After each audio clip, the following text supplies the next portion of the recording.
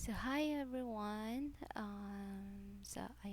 For today's video is tuturuan ko kayo sa natutunan ko din na simple na way na paggawa ng graph na ganito. Okay, so let's start. Kung ang hinahanap niyo na value is galing sa isang word like ganito, ang gagawin niyo lang po is to sulat. Okay, so isulat natin dito yung mga specific na nandito sa drop down na to. Okay? Okay, so for example, may math tayo, may Gen Info, and may English. So, sulat natin dito yung math, Gen Info, and English. Okay. So, after nyan, highlight natin yan to yellow. Okay, so after nyan, mayroon tayong formula na count if. Gagamitin natin yung count if formula. Ayan. Tapos, i-drag natin yung to dito. So, select natin lahat yan. Tapos, comma. And then, gaganyan tayo. Wait, let me show you. And comma, tapos ganyan. And then, select natin kung ano yung nakalagay dito. So, ano yung nahanap natin. So, for example, dito, math, diba? So, okay. And then, close na natin yan. Then, enter. Ayun. So, naselect na niya yung apat na math, diba? Okay. So, move on tayo sa Gen Info. Ganun lang din yung way. So, equals count if. Select natin yung count if. Tapos, select natin to lahat. And then, comma. And then, tapos, lagyan natin Gen Info.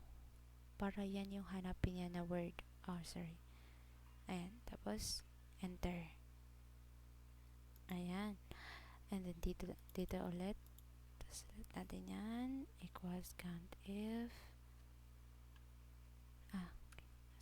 Count if.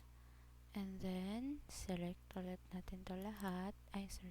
Select natin to lahat. And then, comma, English. Okay ba? Okay, enter. So, ngayon nakuha na natin yung value ng gusto natin kunin. Select lang natin siya. Tapos, punta tayo sa insert sa may upper part. Tapos, pindutin natin yung chart. And then, ayun. Meron na tayong chart. Select niyo yung pie chart. And then, ayan.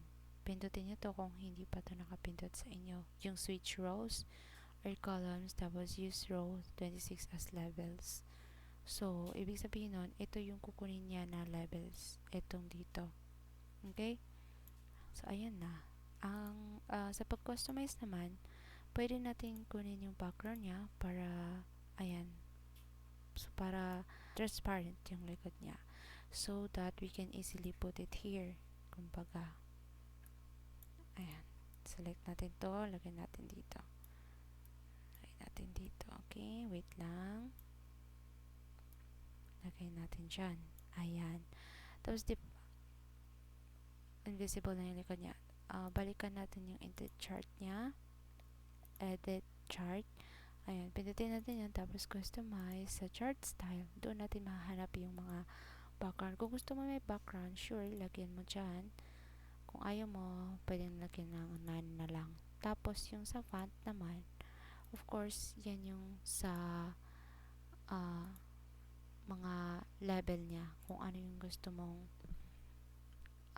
font style. Okay, then sa border, yan yung nakapalibot. So, diba, as you can see, mayroon siyang line dito na makikita, diba? So, pwede natin yan kunin.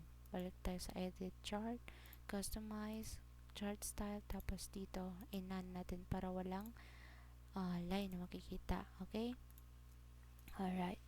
Tapos, pag pinunta natin yan, nandyan yung 3D. Kung gusto mo yung 3D motion, may pagka 3D siya, pwede mo palakihin. Ayan, so dyan malalagay yung color niya. So, mas gusto ko yung 3D, tapos meron percentage, diba? Sa pie chart, pwede mo siyang lagyan ng host sa gitna, kung yun ang bet mo. And then, sa level, pwede natin lagyan yan ng level. Pero since mayroon naman siyang level sa outside world, charis, sa outside niya, pwede na yan. Okay? And then, let's just leave it at that. Tapos, ito, pwede niyong ibahin yung color ng chart nyo. And ibabase ko siya sa color na nandito. Okay? So, tingnan natin. Sa English, dapat may pagka-violet siya. Okay? Sa pie slice yun, makikita yung color ng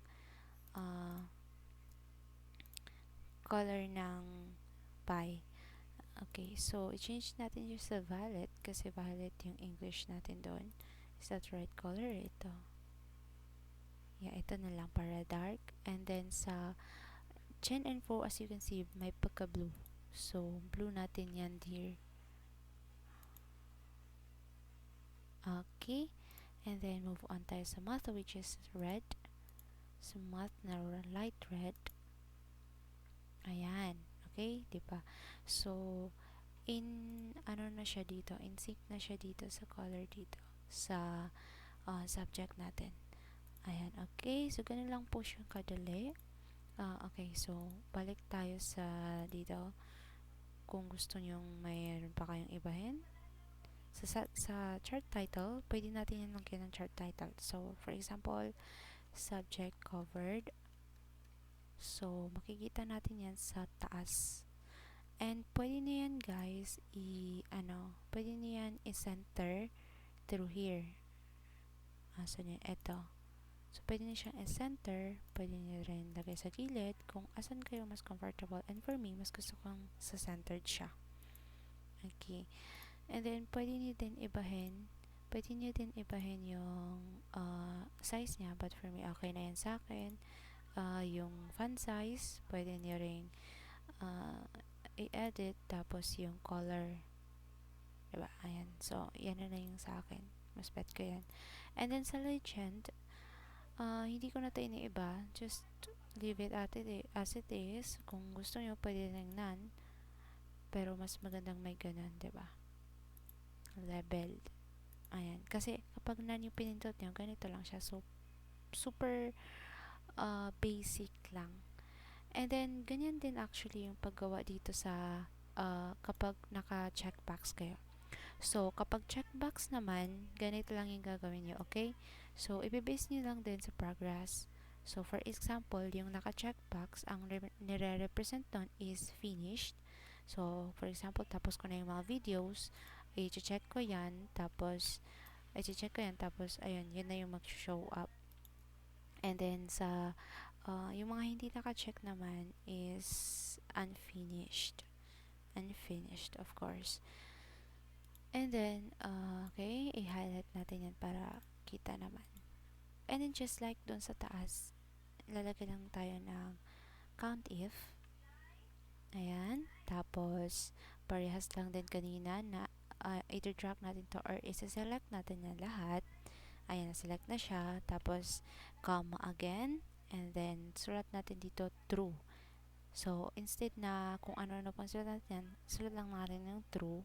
So, ibig sabihin yan is ka-count lang siya, automatic count, kapag na-check mo yung box. Okay? So, enter. Ayun. So, finish natin is dalawa yung naka-check, diba? So, if mag-check pa tayo ng isa, magiging 3 yan. Okay? So, sa unfinished naman, ganun pa rin yung formula. Okay, so select lang natin to, and then comma, tapos lagay natin or false. So ayun. So ibig sabihin kapag true, yun yung naka-check, tapos pag false, yun yung hindi pa naka check mark. Okay? So, ganyan lang. Super dali lang ng formula guys. Ang dali lang siyang gayahin. Tapos ayan, pagka-select nyo dito, punta ulit tayo sa insert, tapos chart. So, ayan. May mga times na naiiba yung nakikita natin agad-agad. Kumbaga yung default. So, ang gagawin lang natin dito, pupunta tayo sa chart type.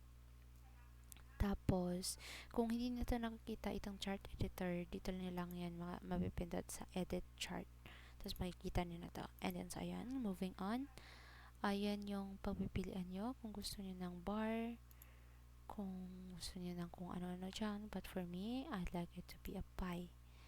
Again, so pindutin natin yan. Itong switch roles and use row 29 as labels. So, ito yung mapindot natin na label. So, yan yung malalagay na label. So, ayun. Automatic na siya nalagay, guys. Kung hindi nyo to nakikita, maybe ano kayo. Saan yun? Nandito. Wait. Auto. So, if none kasi yung nakapindot siya, hindi niya makikita yung level niya. So, dapat naka-auto na lang siya. Ayan. So, ayun, again, pwede niyong ibahin yung size, font size, tapos yung font style. Okay? Tapos yung color, and then if gusto nyo bold or naka-italic, ayan. So, kung ano pa yung gusto nyong ibahin dito, again, transparent natin yung background niya. Tapos, move natin dito, okay? Move natin yan dito. Sandali lang. Arrange natin yan ng maayos. Let me see that. No. I-move natin to dito. Ayan, para magkaroon sila ng space sa isa't isa. Uy. Mag-delete tayo ng mga ilang cell kasi napasobra ako. Masama ang sobra. Charis. Ayan. So, makikita niyo wala siyang subject na sa taas, di ba, title. Lalagyan natin sa edit chart tayo. Tapos, customize. Saan nga yan? Dito yun sa pie slice. Or no, sa chart. Ayan. Sa chart access. Meron tayong chart subtitle, which is makikita yan sa may dito din, pero mas maliit. So, for me, chart title yung pipindutin ko. Tapos, lalagyan ko yan ng progress. Diba? Kung finish ba siya, or ilan ba yung na-finish ko, or ilan yung natapos ko, or yung hindi pa. So, ganyan lang siya, guys. Tapos, lagay ulit natin to sa center para parehas dito. Tapos, I can put white here. Okay. So, that's enough.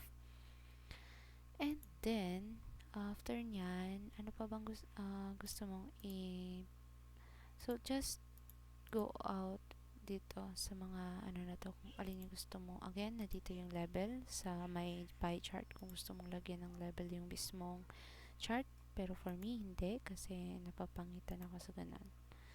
And then dito guys, dito nyo mapipili kung gusto nyo yung 3D or gusto nyo palakihin. So, ayan. Gusto ko ng 3D para aesthetic tingnan. Diba? So, ayan. And then, after nyan, sandali. Ayan.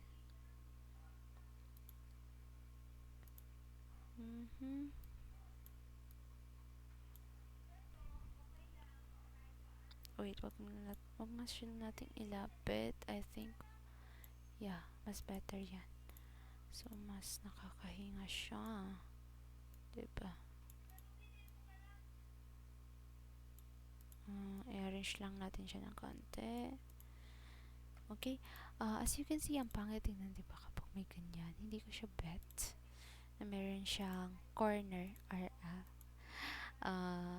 dito natin makikita. Asan yun? Sa may border color.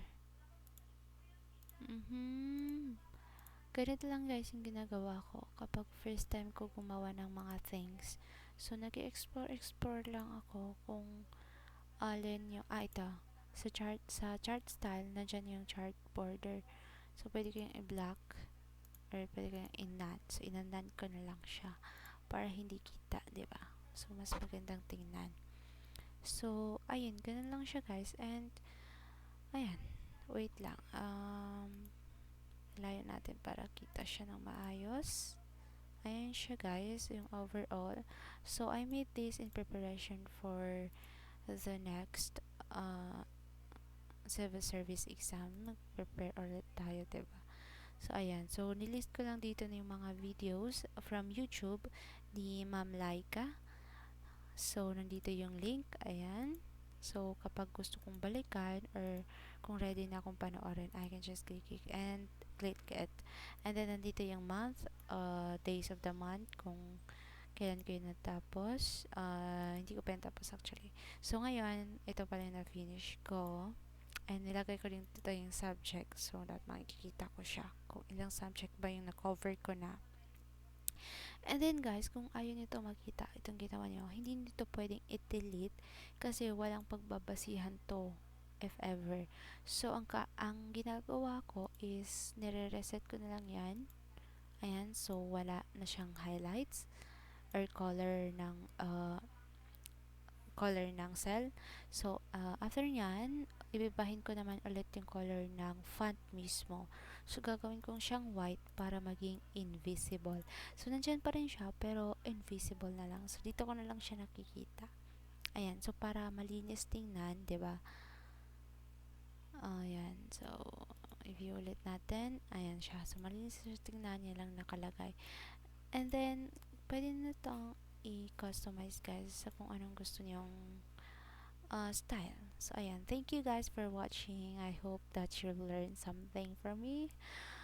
Ayun. So, natutunan ko lang din yan sa panonood ng mga videos online and YouTube. So, ayan. Thank you very much. Like this video and subscribe.